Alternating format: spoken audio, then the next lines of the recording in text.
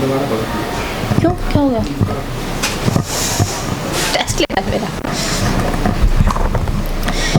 नमस्कार, मैं वंदना अग्रवाल और आप देख रहे हैं रेट इंडिया प्लस। मौजूद हैं इस वक्त हम तुगलकाबाद विस्तार में और आज हमारे साथ बातचीत करने के लिए भाजपा के नवनिर्वाचित मंडल अध्यक्ष प्रेमपाल चौहान जी मौजूद हैं। चलिए इनसे बात करते हैं। सर, सबसे पहले स्वागत है आपका रेट इंडिया प्लस पे। धन्यवाद वंदना जी।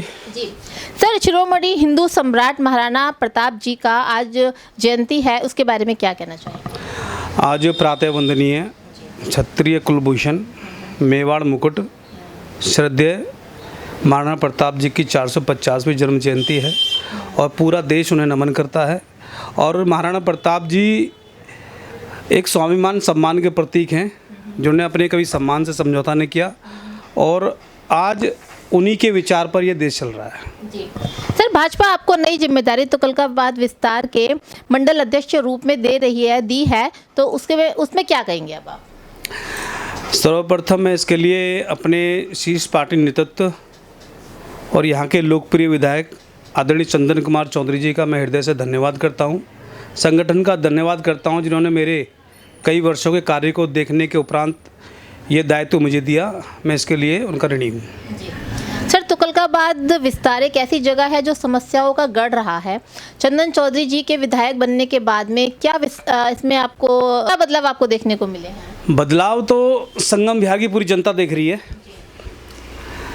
और चंदन जी को मात्र अभी 2 से ढाई महीने हुए हैं पदभार ग्रहण करे। जो परिवर्तन क्षेत्र की जनता ने उनको दिया है, पूरी दिल्ली में मोदी जी की विचार को माना है दिल्ली की जनता ने, और यहाँ पर 27 साल बाद दिल्ली में हमारी सरकार बनी है और जो समस्याएं हैं वो हमारे आदरणीय विधायक जी को विरासत में मिली हैं। और जिस दिन से उन्होंने अपना शपथ ली है विधानसभा में जाके और आज तक, चाहे उनका स्वास्थ्य खराब रहा, चाहे पारिवारिक समस्या रही, चाहे उन पर समय रहा, लेकिन क्षेत्र के लिए उन्हें 24/7 वो उपलब्ध रहते हैं। और जिस दिन से उन्हें कार्यभार संभाला आज तक, अभी तक निरंतर उनका एक ही प्रयास है कि संकट विहार को सच्चे मायनों में संगम विहार बनाया जाए। लेकिन सर, सुनाई में आ रहा है कि पानी की जो समस्या अक्सर गर्मियों में हो जाती है, लेकिन विधायक जी के बनने के बाद में, चंदन चौधरी जी के विधायक बनने के बाद में सुना था कि आपने जैसे 1100 टैंकर भी और रिलीज़ किए हैं, लेकिन फिर भी संगम विहार में पानी की किल्लत त्यों की त्यों बनी हुई है। फिर कहाँ जाते हैं वो 1100 टैंकर? आपको ध्यान होगा कि 1100 टैंकर ये अभी गत दिनों में हमारे आदरणीय मुख्यमंत्री जी ने अभी दिए हैं, कुछ दिनों पहले।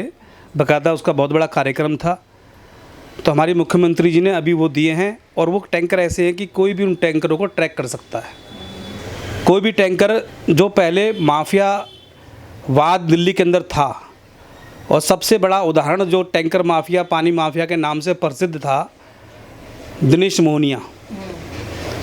पूरा दिल्ली की जनता, विशेषकर संगम विहार की जनता जानती है कि उनका विधायक जो उन्होंने चुना था, उन्होंने माफिया चुना, जिसका काम यही था। लेकिन आज दिल्ली सरकार की तकनीक है, कोई भी टैंकर कहीं से भी रिलीज़ होता है डिपो से, वो अपने गंतव्य तक पहुंचता है, वो ट्रैक किया जा सकता है। कोई भी टैंकर में हेराफेरी हो नहीं सकती है, पहली बात। दूसरी बात यह है कि प्रथम बार जब दिनेश मोहनिया जी विधायक बने थे, तो आपको ध्यान होगा कि वो दिल्ली जल बोर्ड के उपाध्यक्ष थे। एक बहुत बड़ा फंड दिल्ली जल बोर्ड के पास होता है और वो सारा फंड एक तरह से दिनेश मोहनिया के पास था। अगर वो चाहते तो पिछले 6 वर्षों के कार्यकाल में संगम विहार में जल की समस्या को जड़ से समाप्त कर सकते थे, लेकिन उन्होंने क्या करा? सिर्फ अपने गुंडे पाले, माफिया पाले, उगाही करी।